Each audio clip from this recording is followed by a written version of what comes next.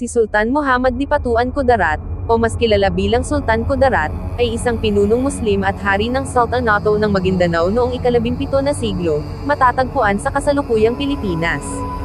Siya ay may mahalagang papel sa paglaban-laban sa kolonisasyong Kastila sa rehiyon.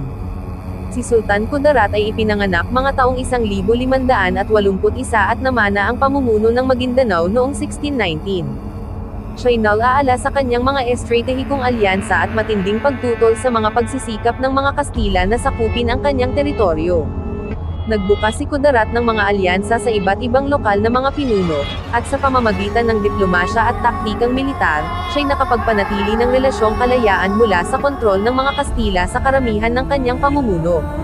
Siya rin ay kinilala sa kanyang mga patakaran sa ekonomiya na nagpalaganap ng kalakalan at kasaganaan sa loob ng kanyang teritoryo.